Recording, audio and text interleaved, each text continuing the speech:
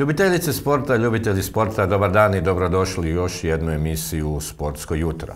Ove srijede s vama je Hrvoje Slišković i moj gost Damir Dobrinić, nogometni i općenito sportski ekspert sportskih novosti. Damire, dobar dan. Dobro jutro tebi, svim gledateljicama i gledateljima.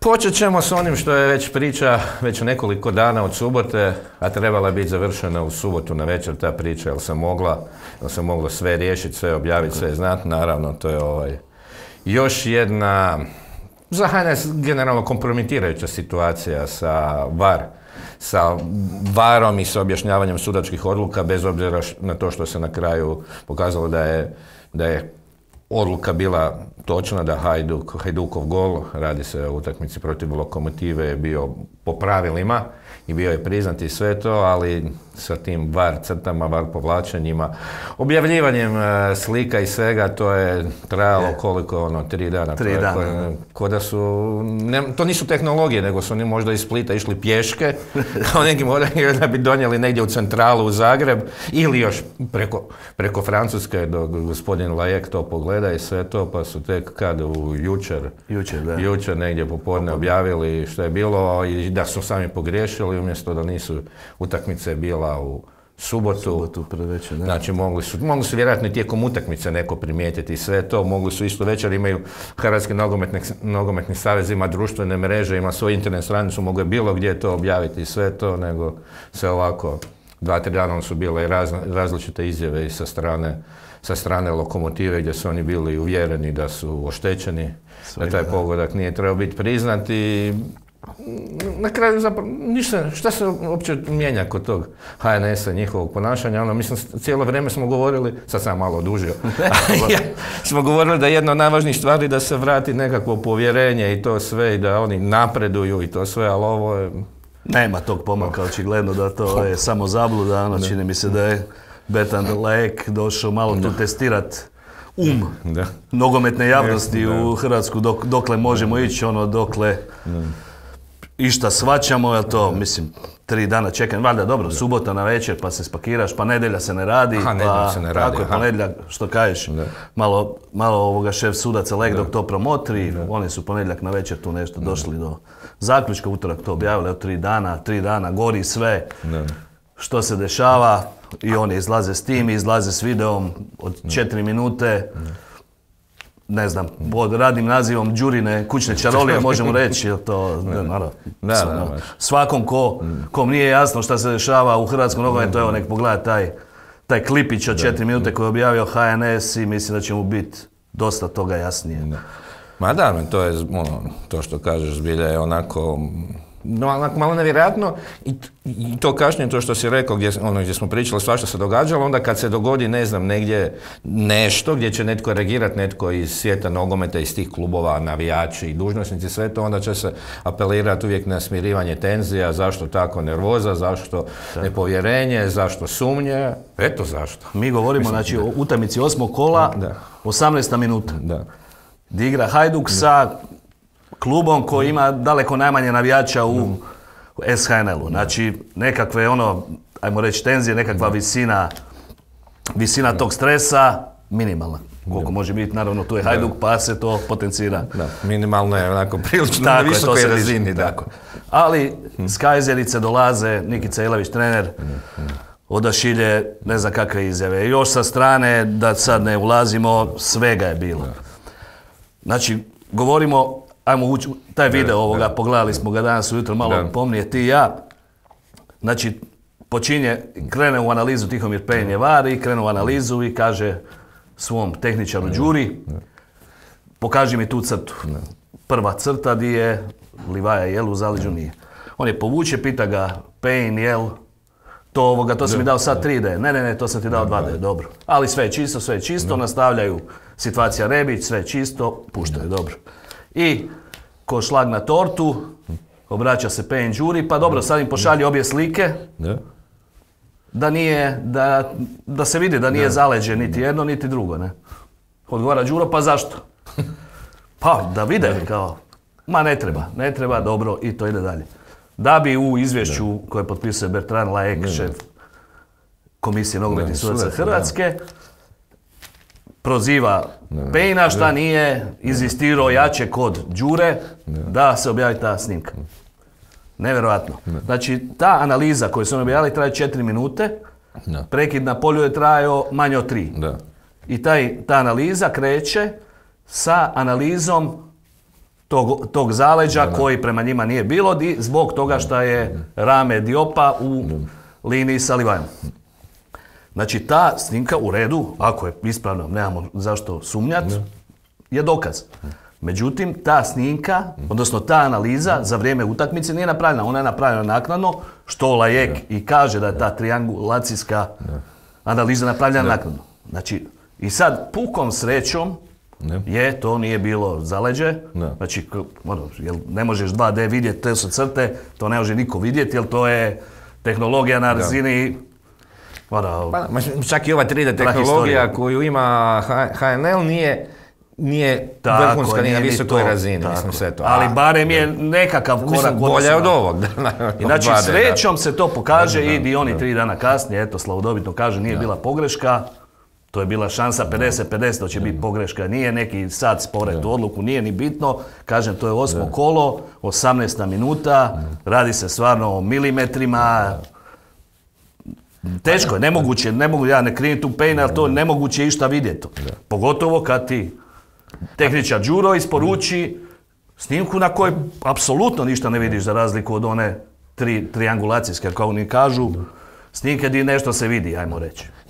I to je najgore što toga, to ovo o čemu pričamo dovodi do toga, što nije novo, nego samo kad se dogodi mislim, neka, ako tako reći, uvjetno poštena pogreška. Neka pogreška gdje je nenamjerna, znači ne da neko želi pomoći nekom klubu, nekom igraču, sve to, nitko neće više ni u šta vjerovati. Dalje, za bilo koju pogrešku će se uvijek biti nekakve teorije da je to napravljeno da se pomogne jednom klubu, drugom klubu koji igra ili nekom trećoj zainteresiranoj strani i sve to s ovim... Tako, sad je Hajduk, da je tu neko drugi bio, uopće ne bi bilo bitno možda, Hajduk pa se to, naravno...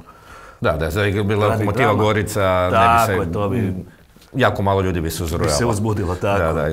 To što je naš kolega Robert Mateo napisao kako to u Italiji funkcionira. 6 sudaca Roki dođe u emisiju i kaže, ne znam, konkretno situacija kad je Juventus oštećen.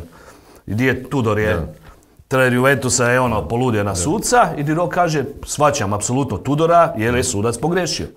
Naravno, ne smije se Tudor na taj način ponašati jer će sve otići kragu. Ali upravo je, sudac je pogriješio. Mislim, najnormalnija stvar da je sudac pogriješio. Ako nam je svima jasno da suci griješe, nema greške. Ovdje nema, čak ni pogreške nema. Ali oni uspiju napraviti od toga show program. Mislim, ne znam, meni je to nevjerojatno ponašanje i ne razumijem da niko ne razgovara s gospodinom Lajekom o tome i da se takve stvari ne dešavaju.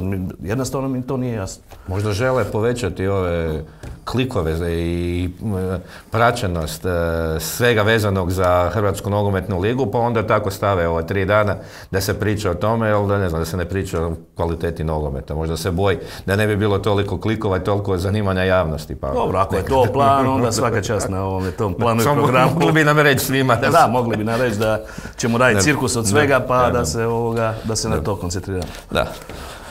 Dobro, Damir, ajmo mi malo na ovaj nogomet kojem neće valjda biti toliko cirkusa sutra. Europa je, bliže nam se Dinamovo drugo kolo, Rijekino prvo kolo. Možemo početi s Rijekom, Rijeka je, bar će kronološki prvo odigrati utakmicu sutra, 18:45, već je na putu za Armeniju. Za Erevan, Noa, zanimljiv klub koji je prošle godine mogao igrati konferencijsku ligu, a bio bi potencijalni suparnik Hajduka da je prošao Ružomberok, pa bih onda tamo, prošle zone još bolje upoznali taj klub, ali ovdje, sad će ga se upoznati dobro ove godine, a ima dosta tog hrvatskog štiha, trener Perković, Jakoliš igra inače Alan Grgić, ali nije prijavljen. Nije prijavljen s tim da je rekao kao da ima neke ozlijeđene, kako se može nešto ozlijeđenih.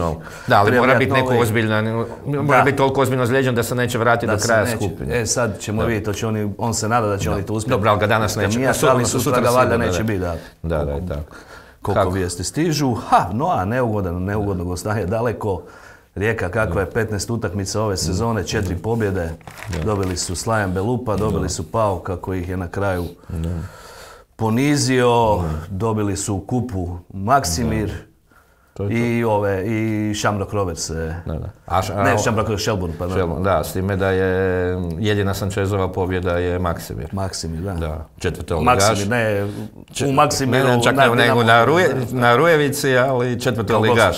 Kao gost na Rujevici. Da, na tim, dobro, to su te još egzibiti, nećemo sad još tu HNS i to sve, dosta smo im Navaru i to sve i tako, ne znam, bit će zanimljivo, čitao sam malo o njegove isto izlaganje, on se sa istom se bunio na kvalitetu terena, sad je kaže vjetar da tamo zna puhati, da je to onda veliki saveznik, no, valjda su se naučili više igrati na vjetru, jer u Rijeci ne puše nikad, niti nema vjetra, ništa, ni, ne znam, na primjer u Šibeniku, ako su na gostovanjima gdje Sanchez još nije bio naš Običevci, ali dosta je tih igrača igralo tamo, pa i na polju da je navodno zna puhat bura i to sve tako, i sve to, ali eto, on je naglasio ovu neku. Slažem se ovoga, ma dobro, svašta je izgovorio, puno filozofira, u redu, trener je.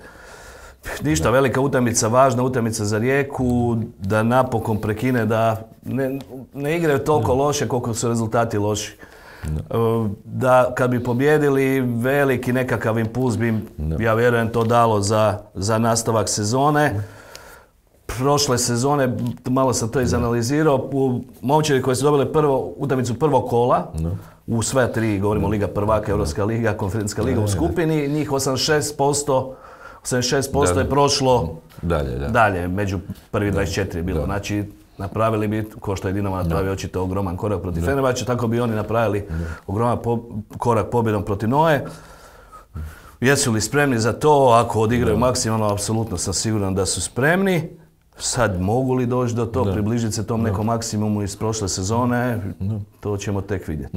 Da, samo što mi smo spomenuli Hrvate, ono što je važno, zašto su, to nije, ne trebamo to, ne smije se ta utakmica gledati kao da igra kod igra hrvatska reprezentacija protiv armenske reprezentacije, jer je većina klubova iz tih bivših država Sovjetskog saveza i to sve, ima dosta stranaca i svega toga. Imaju novca, nije to klubić, mali klub, to je klub koji sve više ulaže, koji ima ozbiljan budžet i sigurno su i njihove ambicije velike. Sad, opet nije to klub kojeg se moraš bojati.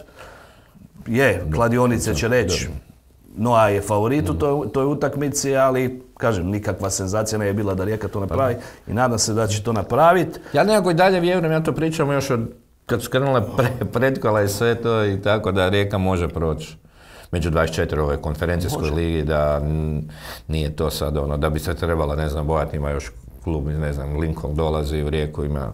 Mislim, to je u toj ligi je dosta ovih, jako je malo klubova iz Liga petice, odnosno samo po jedan i tako i sve to, još ovih nekih drugih malo skupljih i to sve, među 24 i 36 bi mogla biti.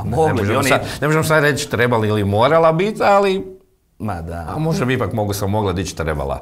Trebala to, kažem, s obzirom na rezultate naših klubova, posljednjih godina kad maknemo Dinamo u Europi, teško je reći trebala bi, ali po vrijednosti momčadi, recimo na transferatu, ona top 15, top 20, znači siguran nekakav putnik dalje, ali ta vrijednost na papiru, na terenu, nažalost kod njih nismo je vidjeli u tom recipročnom nekakvom izdanju. Za sad. Za sad.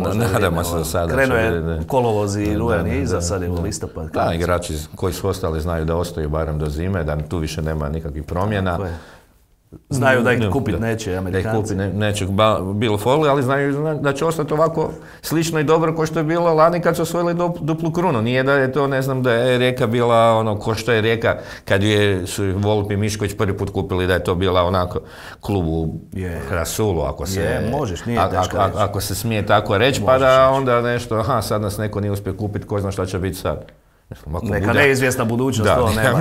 Ako Rijeka bude ovako kako je bila do sad, još uvijek je među organizacijski, tako među top klubovima u Hrvatskoj. I tako sve. Nikakav raspad se nije dogodio u Rijeci. Tako, ne trebaju se ni za što brinuti. Slažem se s tom. To će biti u 18:45 sutra, u 21 će biti Makabi Dinamo u Bačkoj Topoli. To sve i tako. Evo, danas imamo u sportskim novostima intervju sa Mateom Lisicom koji je rekao da je svog prijatelja suigrača Hodžu počeo tako pričati, zafrkavati ga da je on Dinamo Vinicius Junior. Je. Očito dobri odnosi između dva krila. Eto, čak je izjavio Lisica ono što će se rijetko uspjeti pročitati, da je mu je bilo žao kad je Hodža morao izaći iz igre protiv Slaven Belupa jer je osjećao da bi Hodža mogao još koji gol zabiti, tako da iako je ušao umjesto njega pa on zabio. To je što je on po vlastitom priznanju rekao da je zabio najljepši gol u karijeri. U karijeri, da nikad nije zabio takav gol. Da, ali to je ta neka Dinamova situacija, nekad se čini da ili Beljo može doći do hat-trika, a onda uđe Kulenović ili ili obrnuto. I ono što je ključ, ti dobri odnosi još uvijek vladaju, atmosfera je odlična. Nekakvo zajedništvo i ovi koji igraju manje, sad koliki je to broj, njih svi zajedno slave, znači sve je u Maksimiru super, nanizao si Hajduk, dobio si Fenerbahče, znači nekakav test, onaj po meni što je bio ključni, koliko zaista vrijediš, došao je taj Fenerbahče koji nije više to ime, nego koliko vrijedi na terenu. Ali opet treba ga pobijediti. Na taj način. Iskoristiti, jer nekad hrvatski klubovi su, ne znam, prije 10-15 godina u Europi, često si igrao protiv tako nekih suparnika jakih, ali to nisi znao iskoristiti, materializirati na način da pobjediš. Sad si već na toj razini da, ako oni imaju novog trenera koji još nije posložio igru, možda se govoriti kako se odnose među igračima, da li u nekim pozicijama imaju previše igrača, nekima igraju. U principu nebitno. Nebitno, odnosno bitno je to, ti si to iskoristio. Kažem, prije nisi, tako da tu slažem se ne treba tu nešto, tu pobjedu protiv Fenera minimalizira. Ma niti govora, pogotovo jer je do pobjede su došli na način igrom koje stvarno me oduševila, stvarno nisam dugo vidio Dinamo 90 minuta, ajmo reći, bilo je malo patnji pred kraj, ali opet je izvukao se iz toga, zabio. Znači Dinamo koji 90 minuta tako dobro igra, koji tako dobro kombinira, brzo, moderno, opasan je, brani se, sve u obrani, sve situacije rješava. Stvarno nisam Dinamo dugo vidio tako. Iako nijemo posjed, tako nešto što bi se kad ljudi gledaju samo statistiku, pogotovo ne gledaju utakmicu, rekli bi, ali oni očito su znali, kao što je kolega Krušan napisao, onako i zasjede kao da igraju, to se i slično protiv Hajduka. Isto nisu, to se i tako, znači. Problem je Dinamo, ima Dinamo taj problem, to je klasični problem kad mora dominirati. Znači to smo vidjeli onda protiv Slavena Belupa. Znači prvo poluvrijeme, Dinamo gdje ima maksimalan posjed i samo on igra, gdje Slaven Belupa uopće ne zanima napast. Dinamo se muči, Dinamo ništa nije stvorio sve do majstorije Hodže, duplog pasa sa Ljubičićem tog gola. Vrhunsko Dinamo ništa nije praktički napravio. Ima problema tu, ima Kovačević na čemu raditi. Ali ovo kad malo protivnik hoće igrati, kad se otvore ti prostori, Dinamo izgleda stvarno fantastično. Tako je sa Bjelicom, na primjer, izgleda u onim europskim sezonama koje se hvali. Isto nije dominirao posjedom u europskim utakmicama i sve to i tako. Tako je. To je ta razina. To je koristio da osvaja bodove i prolazi dalje. To je to i ne da se provlači, nego Dinamo stvarno djeluje moćno i sad vidjet ćemo može li to potrajati, hoće li potrajati, po meni, s obzirom na širinu kadra. Kažem, ako uspije Kovačević zadržati slačionicu jedinstveno, nema razloga da Dinamo pada, da pače, još može napraviti koji korak više u toj kvaliteti. Ja bih se opet vratio malo na Hodža Vinicius Junior, krila na lijevoj strani, a jedno dobro poznato krilo navijačima Dinama je sinoć isto napravilo jednu mastoriju. Mislav Oršić.